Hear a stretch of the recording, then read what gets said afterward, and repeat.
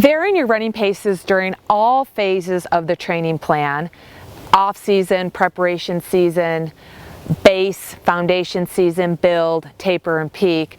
It's important to build your fitness by varying your paces. Now there's different things that I like to incorporate in an athlete's training program during various phases of the fitness plan to help keep the boredom at bay. First, I like to start with strides. Strides are simply accelerations of about 20 seconds long where you start slow and you build your speed for about 20 seconds and then you take about a 40-second recovery. The benefits include leg speed, knee drive, leg lift, heel lift, and just really working on faster legs, faster cadence, and working on your form in small spurts. It's more of that neurological type of training where you're trying to make that mind-body connection with form and fitness, and it's just a gradual way to start to build intensity. I like to use a rate of perceived effort scale. And I like to do these year-round, but primarily when I'm starting an athlete's training program in the preparation phases.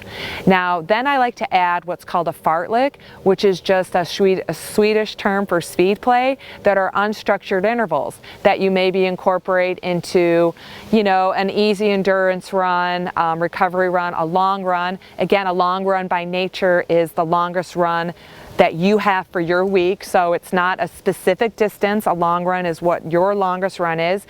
And if you incorporate a little bit of speed play where you're running fast to a tree or to a house or to a mailbox post or to a certain sign or wherever you feel like you want to run fast during the duration of your run, where you feel like you want to run fast, and then you take a full recovery. So it's unstructured, it's not something that you have to write out, it's not time or distance related, it's just a feeling that when you want to run fast, you run fast.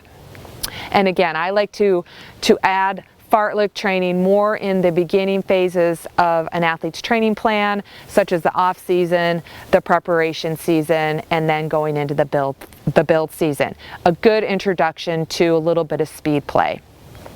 Next, you have building and descending sets. I lump those together because build and descending could create confusion.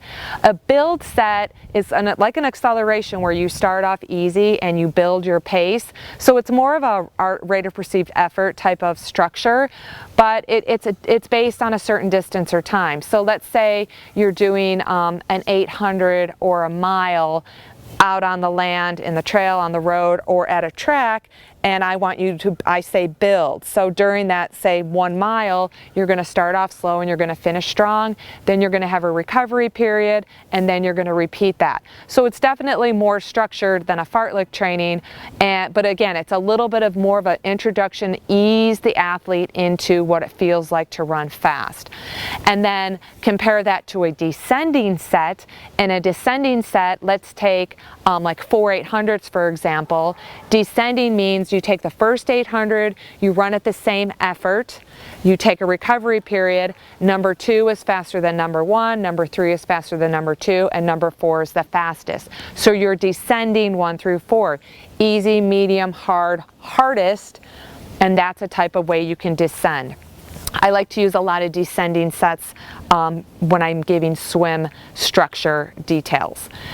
Let's move on to an interval, because structured intervals usually are in the end of the foundation base period into an athlete's build period or building phase of their training plan as they're getting ready to race.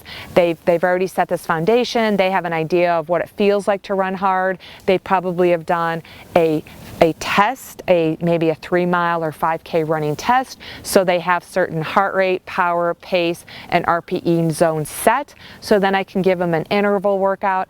I like to do structured intervals primarily at the track where we do those 4 800s, all fast, all at a set heart rate or set pace, and they're all strong efforts with proper recovery period. I'm just using 800s as an example. It could be 400 repeats, it could be mile repeats, it could be 2-mile repeats, depending on what you're training for.